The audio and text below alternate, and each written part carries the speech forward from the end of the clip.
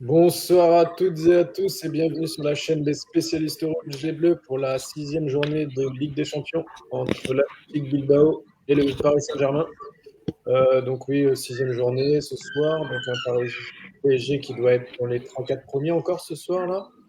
Donc ce soir si on gagne, bon c'est la qualif sûre pour le prochain tour, mais si on gagne, on se mettra bien pour gagner une journée, enfin une confrontation directe, je crois, si je dis pas de bêtises. Je crois qu'on gagne un huitième, non, un 16e, pardon, si je dis pas de bêtises. Et Oui, ça nous fait un barrage en moins à faire. c'est ça. Et ce soir, pour m'accompagner, j'ai Randy. Bonsoir. J'ai Max. Salut. Et j'ai Yannick. Salut. Bon, les gars, qu'est-ce que vous attendez de ce soir de ce déplacement du Paris Saint-Germain à Saint-Mamès? Déjà bonsoir à vous tous. On va attendre en fait de valider la qualification pour au moins les 16e, vu qu'en cas de victoire, le Paris Saint-Germain sera qualifié. Et après, effectivement, le but, rejoindre le top 4. Par rapport à la conjoncture de hier, je pense que si on gagne ce soir, on peut être top 3, top 4. Donc rester en haut du pavé, quoi, être dans les 8 premiers serait quand même pas mal, quoi. Et bon, après match compliqué pour moi. Là-bas, c'est pas facile. Mais bon, je pense qu'on aura peut-être 20 minutes un peu compliquées. Et bon, après, je pense qu'en déroulant le jeu, comme c'est le faire le PSG, je vois pas Bilbao prendre la mesure sur ce PSG dans tous les cas. Ok, Yannick. Randy, Max. Vas-y, Randy, je te laisse. Ouais, qu'est-ce qu'il y a à dire ce soir? J'espère la qualification. Forcément, ce qui est bien, c'est que contrairement aux précédentes années ou même celles de l'année dernière, pour pas revenir à des périodes lointaines, on n'aura pas à se dire est-ce qu'on va se qualifier ou pas. On était en grande difficulté. Ce qui est bien, c'est que cette saison, malgré qu'on connaît peut-être, je dirais pas des moments difficiles, mais on est en manque d'énergie, on a eu des blessures, mais on essaye de revenir un peu en puissance. Donc notre dernier match en Ligue des Champions, c'était qui déjà, merde. C'était à domicile. Tottenham. Tottenham, merci. Voilà, donc Tottenham quand même, on a quand même pris 3 buts. Un peu bête, en plus une exclusion stupide de Lucas Hernandez qui a pris 3 matchs apparemment, c'est ce qui a été dit. Ouais. C'est la logique. Bon, lui au moins on lui a pas. Oui, c'est normal. Enfin bon, c'est normal pour Lucas Hernandez, mais ce qui est anormal, c'est que je reprendrai la phrase de Jérémy parce qu'elle m'est restée il y a quelques semaines là, quand il a dit que Luis Diaz là le boucher là après 3 matchs et puis on lui en a raccourci un. Bref. Mais j'espère voir une victoire avec le collectif comme on l'a vu face au Stade Rennais. Bon, après Ligue des Champions et Ligue 1, c'est pas forcément pareil. On dira peut-être que les Rennais se sont retrouvés en infériorité numérique et qu'ils ont été inexistants en seconde, mais ça explique quand même que le PSG a fait quand même un match beaucoup plus intéressant dans la production. Et Bilbao, c'est un adversaire qu'il faudra respecter. Alors ce soir, toi Yannick, tu disais qu'on va souffrir dans les 20 premières minutes. Je pense qu'aussi on va peut-être souffrir au côté climatique parce qu'apparemment le temps il est pourri, mais on va pas se fier là-dessus. Hein. Si quelqu'un peut marquer contre son camp, ça peut toujours aider. Avec le vent, ouais, voilà, pas besoin de Renault pour la blague. J'espère qu'on verra en tout cas un match à la hauteur de nos attentes. Et on parlera tout à l'heure de l'effectif, mais il y a juste un seul absent. Enfin, Enrique a fait quelques choix. Mais sinon, j'espère que cette qualification sera acquise avec la manière. Voilà. Max. Alors, moi, j'avais dit en début de saison, lorsqu'on avait débriefé le tirage au sort, j'avais dit que l'objectif serait un top 8 pour s'éviter 2 matchs supplémentaires pour un potentiel barrage. Mais étant donné que l'appétit vient en mangeant, quand je vois le classement de cette Ligue des Champions, je me dis que pourquoi pas viser peut-être les 2 premières places pour avoir par la suite la possibilité de recevoir à chaque fois au parc sur le match retour pour les matchs décisifs. C'est quelque chose qui est tout à fait envisageable, mais pour ça il faudra une victoire ce soir dans une ambiance qui est assez spécifique à Saint-Mamès. Donc effectivement, je pense que on va peut-être souffrir sur les 10-15 premières minutes. Je pense qu'en face, ils vont vouloir mettre beaucoup d'intensité. Mais sur le papier, il y a pas, je vois pas le PSG ne pas s'imposer ce soir, puisque Bilbao, il y a une semaine, ils perdent à domicile 3-0 face au Real de Madrid. C'est quand même pas le plus grand Real de Madrid de ces 20 dernières années. Et ils font, si je dis pas de bêtises, match nul le week-end dernier face à l'Atlético, toujours. Ils gagnent. Il gagne. Ah, ils gagnent. Je me suis arrêté avant la fin. J'ai vu qu'il y avait un partout à un moment, mais. Ouais, ils ont gagné 1-0, je crois. 1-0, hein. Il y avait 1-0, Ah oui, on en non. a parlé, Maxime. D'accord, bah écoute, j'ai peut-être des petits soucis de mémoire. Merci de me rafraîchir la mémoire, Randy. Non, c'est pas grave. Mais non, effectivement, l'entame de match, je pense qu'il va y avoir un pressing assez intense. Je pense, on en reparlera au moment d'évoquer la compo, mais que de leur côté, ils vont insister beaucoup avec Iñaki Williams sur le côté gauche de leur attaque, qui sera défendu par Warren, qui, même s'il est convaincant ces derniers temps, n'est pas non plus un spécialiste du poste. Donc, je pense que. Donc, Pas Inaki, ce sera Nico. ah, pardon, excuse-moi, j'ai confondu les deux frangins. Donc, ouais, je pense qu'ils vont essayer d'insister à ce niveau-là, mais je pense que collectivement, le PSG est supérieur à l'Athletic Bilbao et devrait repartir avec les 3 points ce soir. Oui, ça c'est sûr. Je pense qu'ils sont supérieurs, mais attention, Bilbao, ils vont jouer leur leur futur. Je crois qu'ils sont 29e, ils ont 4 points. Il faut qu'ils fassent un résultat ce soir. Après, je ne sais pas leurs 2 dernières journées qu'ils ont à jouer, mais tu ne gagnes pas ce soir à 4 points. Je pense que tu peux dire c'est fini, quoi. Oh, pas forcément. Pas forcément, vu que la qualif va jouer à 9 ou 10 points, c'est pas impossible. Non, à 4 points, 2 matchs. Bon, après, évidemment, les 2 matchs qui arrivent derrière, il faut prendre les 6 points. Donc, forcément, à 10 points, tu es qualifié, je pense. Mais bon, après, je pense que ce PSG-là, comme l'a dit Max, ne doit pas craindre ce Bilbao-là, en tous les cas.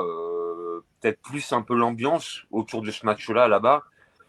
Voilà, on sait que San Mamés, c'est chaud en général, quoi, hein, donc il y aura forcément de la ferveur là-bas. Après, je pense que si on les éteint assez rapidement, je vois pas le PSG en tous les cas passer à côté ce soir. Quand on prend les enjeux de ce match-là, c'est une qualif quasiment directe, au minimum en 16e déjà, et potentiellement des top 3, top 4, donc il reste 2 matchs. Non, tu seras top 2 si tu gagnes. Même top 2, tu vois. Donc après, tu vas au Portugal, le Sporting, c'est quand même pas non plus de fou à jouer. Et tu finis par Newcastle, bon, c'est pas non plus une foudre de guerre, on va dire, en Ligue des Champions. Hein. Donc même si on a vu par le passé qu'on n'a pas forcément réussi contre eux, mais bon, je suis pas inquiet, quoi. Je veux dire, on peut pas être inquiet à ce niveau-là. Donc ouais, ce soir, on va attendre la validation de la qualification, et puis après, le top 8, il est largement envisageable, franchement. Oui. Moi. Oui, c'est ça. Déjà, au moins de passer une étape, un 16e au moins. Ouais, puis après, comme je répète, tu es top 2, top 3 ce soir, quand même top 2, comme tu l'as dit. Il reste 2 matchs. Je vois pas le PSG prendre 2 défaites sur 2 matchs pour finir la phase de groupe. Je pense pas. Donc pour moi, ce soir, c'est un peu la validation d'une qualification, mais en plus, avec vraiment une potentielle possibilité d'être au moins dans les 8 meilleurs, quoi, je pense, vraiment. On va pas, Moi, j'aimerais vous poser une question par rapport au Paris Saint-Germain. Je ne sais pas si précédemment vous avez vu ce qu'a dit Lilian Thuram. Je sais pas, lui, un Par peu à rapport la... à, par rapport à ses fils, par rapport au fait Non, moi personnellement, quand j'entends parler Lilian Thuram, je pensais qu'il allait encore nous donner des leçons sur la politique, parce que lui, avec ouais, ouais. son racisme à la con, enfin bon, attention, je dis pas qu'on doit pas défendre le racisme, hein, loin de Oui, là, on va ouais. pas s'éloigner, mais voilà, je voulais juste vous dire, hein, c'est pas du tout un fake, hein, j'ai pas été lire ça sur Foot 01 ou Top Mercato, parce que là, c'est comme aller écouter tout et n'importe quoi. Je vais vous dire ce qu'il a dit, puis je vous demande votre avis, parce que moi j'ai commenté sur PSG Fan Club, hein, c'est pas une bêtise, parce que sur beaucoup de pages. Alors, je vous demande à tous, il a dit que le PSG sera renversé cette saison. Il manque de vitesse, de technique et ne compte que sur la chance. Il estime également que la plupart des victoires du PSG la saison dernière étaient dues à la chance et à la partialité des arbitres. Qu'est-ce que Ouais. vous en pensez? Bah, alors, je l'ai entendu, effectivement. Je l'ai entendu. Ça remonte à quelques jours. Effectivement. Alors, venant de Thuram, je ne suis pas forcément étonné. Ouais, si on prend toutes nos victoires en fait en Ligue des Champions, si on part d'un principe que c'est dû qu'à la chance, moi je réinvite Monsieur Thuram à regarder les matchs, déjà pour commencer, avant de regarder les résultats, on va dire à la fin sur le prono foot, voilà quoi. Regarde les matchs quoi, je veux dire. Voilà. Après, je sais que Thuram par rapport au PSG, il y a eu des histoires par rapport aux fils également qui devait venir à Paris, ça n'a pas été fait, mais bon, il y a eu des raisons un peu obscures par rapport à ça. J'ai pas Je veux pas te couper. précis. Excuse-moi, juste pour une petite parenthèse, puisque tu parlais de Thuram, ce qui s'est passé avec le PSG, je te laisse continuer. N'oublions pas que Thuram aussi a failli venir au PSG, on lui a trouvé un truc au cœur, en 2009 ou 2010, je crois, un truc comme ça. Il est souvent au parc. Hein. Oui, exactement. Exactement. Il avait un truc au cœur. Il avait un problème au cœur. Voilà. Le transfert à l'époque. Absolument, comme Savidan à Caen, entre Caen et Monaco. Ouais. Mais après Thuram, ses paroles, pour moi, elles sont de plus en plus inappropriées, j'ai envie de dire. Quand il s'en prend alors, pourtant, je suis pas un pro Deschamps, mais quand il s'en prend à Deschamps par rapport à ses gosses, qui sont pas, pour lui, en tous les cas, suffisamment titulaires en équipe de France, comme quoi il menace limite Deschamps de faire en sorte que ses enfants, en fait, ne jouent plus en France. Enfin, il a des discours qui sont assez alambiqués, quoi, en fait, quoi. Donc, moi, je l'écoute pas forcément, quoi. Donc, après, il parle de chance pour le PSG, moi, comme je répète, je le réinvite à revoir les matchs.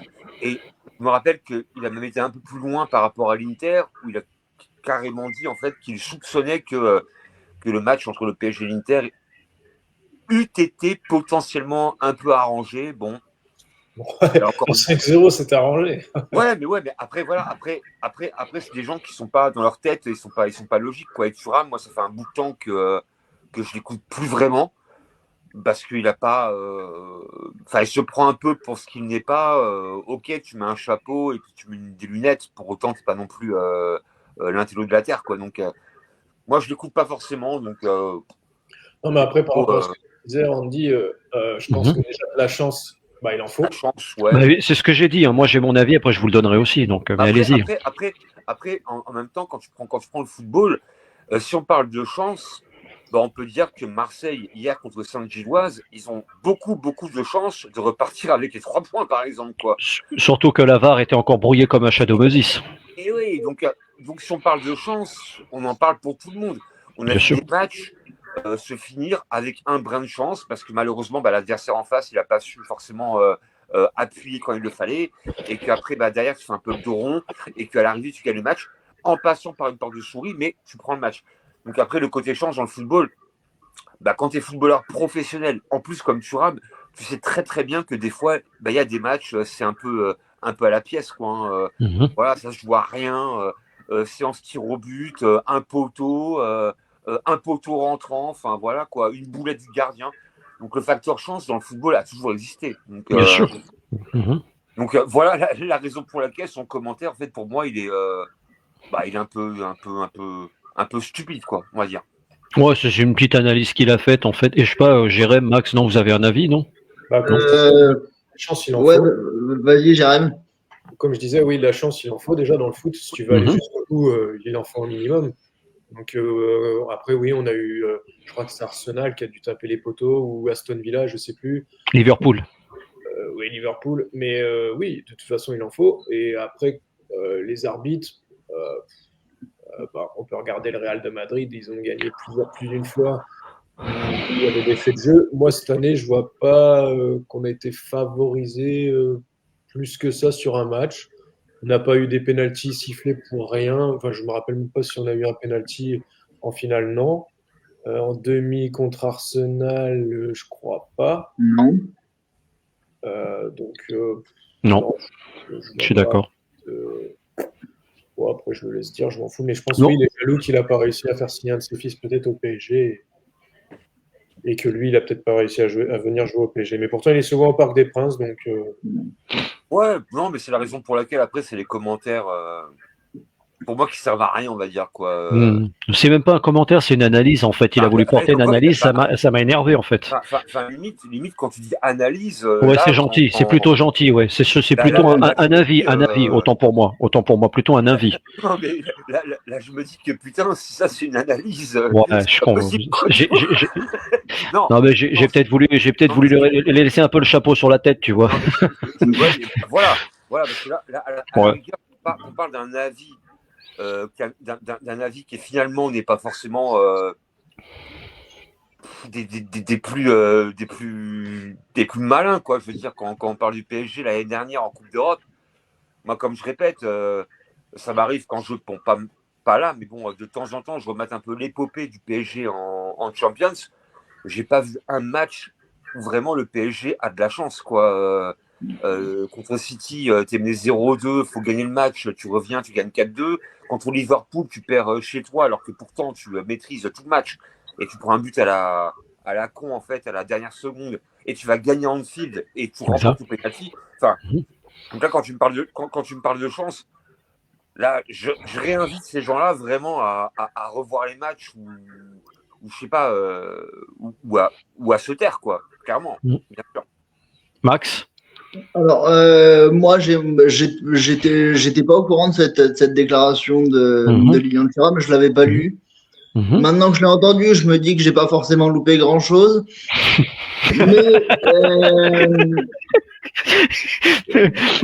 Mais si Monsieur Thuram souhaite évoquer des polémiques liées à l'arbitrage, je l'invite à se renseigner sur le passif des clubs dans lesquels jouent ses enfants.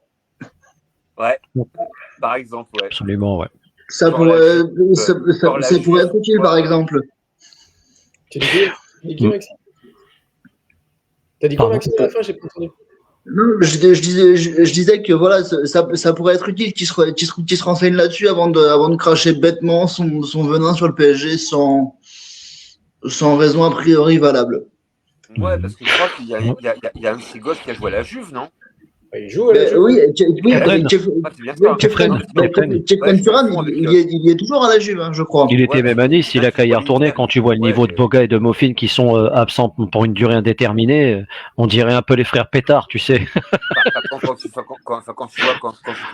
un petit peu le passif de la Juve, je pense que la Juve, par le passé, n'est pas non plus un club très très propre. Voilà, quand tu me parles de la Juve, oh là là, ils sont pas pour rien qu'ils ont été en série B. Voilà, par exemple, il y a eu quand même beaucoup d'affaires par rapport à la Juve. Alors, je crois que c'est Kefren qui joue à Turin et c'est Marcus à l'Inter, comme quoi je m'intéresse. Oui. Oh, bon, ni l'un ni l'autre m'intéresse, on est d'accord. Comme quoi je m'intéresse vachement au fils Thuram, tu vois. Mais quand tu parles du Paris Saint-Germain, moi, je peux comprendre que tu puisses avoir des doutes. Moi, je comprends. Mais fais preuve un petit peu, faut être un peu intelligent dans la situation. Tu reprends la Juve il y a environ 10 ans. C'est pourri par rapport à des affaires de merde. Donc, et Yannick, comme je répète, moi j'ai vu, c'est Emmanuel Petit qui se demande si en 98, quand ils ont gagné la Coupe du Monde, si c'était pas truqué.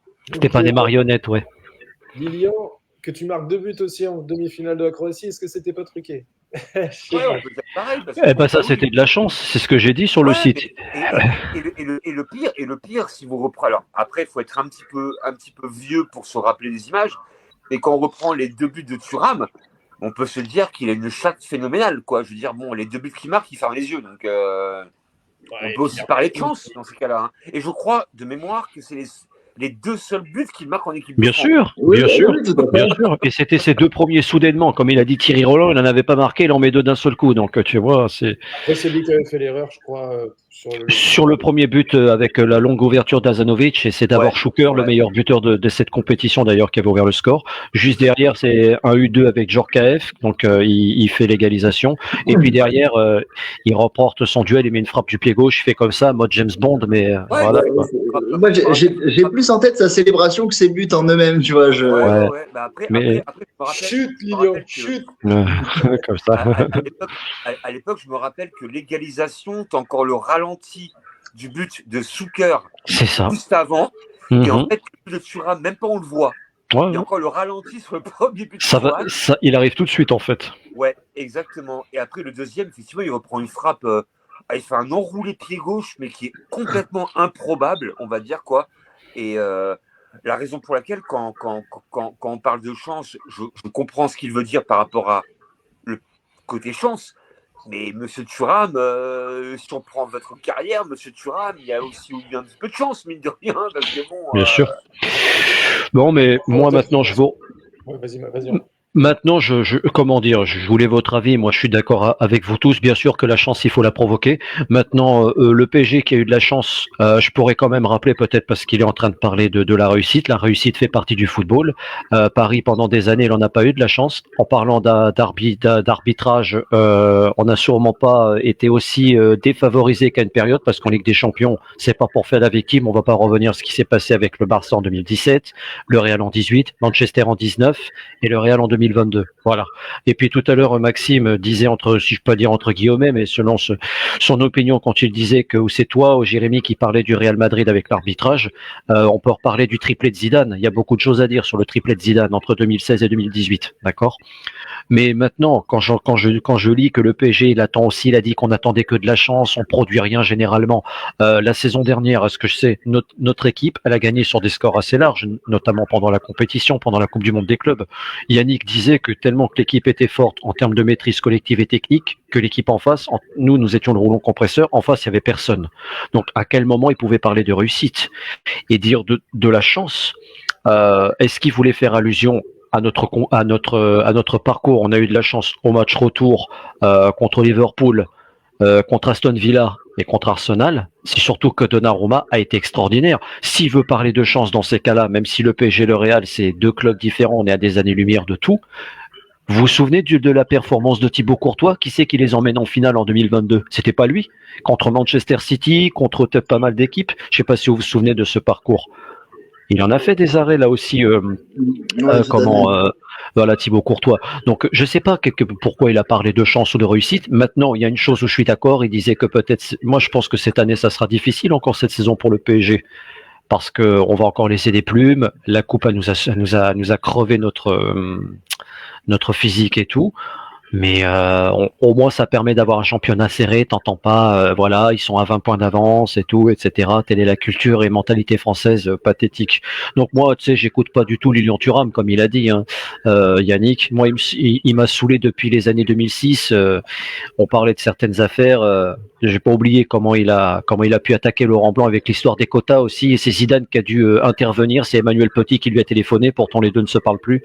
Vous vous rendez compte parfois comment on peut être une belle équipe et puis au final on oublie ce qui s'est passé alors il y avait une fusion avec ce club, avec cette équipe, pardon, pas avec ce club. Donc moi non plus, mais je voulais vous en parler pour avoir votre avis à tous parce que Thuram. Après Thuram, il est un peu trop parti justement sur le côté un petit peu. Il était beaucoup en fait par rapport au racisme en fait dans le football. Oui. Et ça a souvent été un petit peu son vecteur, on va dire, d'avis. Il a souvent parlé des joueurs de couleur, hués, sifflés sur les stades d'Europe. Alors, là, pour le coup, il n'a pas tort. Oui, bien sûr, c'est débile. Après, ce qui me dérange par rapport à Thuram, il a un petit peu trop axé son discours par rapport à ça, on va dire quoi. Il parle plus de l'autour du football que du foot en général, donc c'est un peu dérangeant. La raison pour laquelle, moi, et pourtant, c'est un joueur que j'ai beaucoup apprécié quand j'étais jeune. Quand il a joué quand il a joué en équipe de France, il a joué à Parme, il a quand même un parcours qui est hyper intéressant. C'était pas un grand technicien, hein, même lui l'a même reconnu, hein, mais c'était un grand guerrier sur un terrain. Mais après, moi je crois que la parole qui l'accompagne aujourd'hui, quoi, elle est pas forcément, elle n'est pas adéquate, on va dire, quoi. C'est, il y a toujours ce truc un petit peu, le côté, ouais, vu qu'on est noir, forcément on part avec un désavantage, alors que non. En vérité, non. Il y a beaucoup de footballeurs noirs qui sont devenus de très grands joueurs. Le racisme, il n'est pas unilatéral, je veux dire, quoi. Et Thuram, ce que je lui reproche un petit peu, c'est ce côté un petit peu unilatéralité qu'il amène dans le football. Et moi, c'est un discours plus ou moins politisé qui me dérange, parce que bon, voilà, on voit beaucoup de choses sur les terrains qui ne devraient pas avoir lieu, mais bien sûr, il n'y a pas que ça, quoi. Je veux dire, il n'y a pas que ça. Donc oui, donc quand il a ce genre de discours, ça me dérange. Effectivement, ça me dérange. Voilà. Mais bon. Mais pour terminer, on donne les compos. Excuse-moi, Jérémy, mais pour terminer en parenthèse, parce que lui va pas parler de racisme. Dans ces cas-là, pourquoi il n'a pas eu de réponse quand Dugarry avait dit allez, venez les Blacks, on fait une photo tous ensemble. Il n'a pas donné de réponse valable. Et donc, oui, et c'est la vérité. Et malheureusement, c'est la vérité. Et après 88, il l'a dit. Voilà, on est entre noirs, on fait la photo. Alors là, quelque part, dans ce cas-là, où est le racisme, on va dire, quoi? Parce que du coup, tu prends ton groupe à toi et en fait, tu exclus les autres. Donc, tu vois, la raison pour laquelle Thuram, pour moi, il est plus clivant qu'intéressant. Et voilà, quoi. Donc, moi, ces avis, en général, je les lis, mais je suis pas fan du perso actuellement, quoi. Moi, on est d'accord. Bon, la compo, Jérémy, tu voulais dire? Max, tu l'as la compo sur les yeux? Je l'ai devant moi, si vous voulez. Max peut la donner. Vas-y, Randy, si tu l'as sous les yeux, je te laisse faire. Pas de problème. Alors la compo du Paris Saint-Germain, donc forcément sans surprise, ce sera Safonov dans les buts en attendant que Chevalier se rétablisse. Ensuite, en défense, nous aurons Zaïre Emery à droite, Marquinhos et Pacho en défense centrale, Nuno Mendes sur la gauche. Milieu de terrain, ce sera notre classique, notre trio Ruiz, Vitinha et Neves. À la pointe de l'attaque, on aura Seni Mayoulou. À gauche, Vara et Barcola à droite. Voilà pour les compos. Okay. Et il y a un ancien Parisien à Bilbao. Max, tu l'as? Un ancien Parisien à Bilbao. Berchiche? Ah, Yuri Berchiche, oui. Ah, Yuri Berchiche a toujours eu beaucoup d'affection pour le PSG. Oui, il l'a déclaré en conférence de presse hier. Il a dit qu'il était très heureux lorsque le PSG avait remporté la Ligue des Champions la saison dernière. Ouais, il n'a pas tellement brillé, le pauvre. Moi, je l'appelais Yuri Pois-Chiche parce qu'il n'était pas terrible, mais. Bon, on en a quand même vu des plus mauvais que lui. Non, attention, j'ai dit qu'il n'était pas terrible, bien sûr. Après, ça n'a pas été le pire de tous. Hein. On a quand même eu le. Moi, sincèrement, j'ai pas un mauvais souvenir de Berchiche. Il a fait ses matchs. Ça va. C'était la doublure de Maxwell? Ouais, il y avait Lucadine, le pauvre, mais lui, il faisait pas l'affaire, donc voilà. Mais quand je prends intrinsèquement Digne et Berchiche, normalement, intrinsèquement, Digne est un peu plus fort. Moi, j'ai vu un Berchiche plus costaud, on va dire, que Non, après, bon, attention, Berchiche, j'irai pas des mauvais souvenirs. C'était pas non plus le meilleur. C'était pas le niveau de Maxwell, de Bernat. Voilà, il a fait le taf. Après, c'était pas le pire. Hein. Le pire, c'était Mitchell Baker Street, hein, surtout le pire de tous. Non, mais Berchiche, moi, des souvenirs que j'en ai, c'était certes pas le plus talentueux, mais c'est quelqu'un qui se donnait à fond à chaque fois. Donc, oui. Ouais. Non, il se battait, hein. Il mouillait le maillot. Ça va, ouais. Non, il a mouillé le maillot avec le PSG, donc moi, j'ai rien contre lui, hein, vraiment. Moi non plus, non, mais je dirais pas, c'était pas le mieux, quoi. Vous avez l'info d'il y a combien de Parisiens à Saint-Mamès? Je me demande si j'avais pas lu 2800, mais j'ai un doute.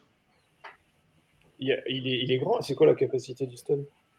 Je crois que ça fait un peu plus de 40 000. Ah ouais, quand même. 40, ouais. 53 000. Ah oui. Mais j'ai vu tout à l'heure sur les réseaux sociaux des vidéos du cortège des supporters du PSG qui arrivait à Saint-Mamès. Il y avait l'air d'avoir une ambiance sympa et pour une fois, il pleut pas au Pays Basque, donc c'est pas mal. Je crois qu'il doit être ils doivent être, je crois que c'est 5% la jauge, si je dis pas de bêtises, du stade. Donc tu dois être à 2005, 2006. Ouais. Donc oui, on va les attendre, je pense. On verra si on était encore un stade. Je sais pas, est-ce que vous voulez rajouter quelque chose avant ce début de Un match? pronostic Une petite séquence prono, ouais. Allez, Randy. Oh, moi, je suis pas trop prono. J'aimerais bien mettre 2-0. Tiens, j'en rendrai le tarif de 2011-2012. Les buteurs. Les buteurs. Oh, les buteurs. J'aimerais bien mettre Barcola, mais bon. Je mettrais Gvara et Vitinha. Pourquoi pas. Max. Je voulais dire 2-0, mais je vais changer 3-1 avec un but. 3-1 avec un but de Fabian Ruiz, un but de Mayoulou et un but de Gonzalo Ramos en fin de rencontre lorsqu'il rentrera. Ah, pourquoi pas, c'est vrai que ça arrive. Alors, j'étais parti sur un 3-1. Bah, du coup, je vais dire. Après, les pronos et moi, ça fait 4. Hein. Ouais, je vais dire 2-1 pour Paris.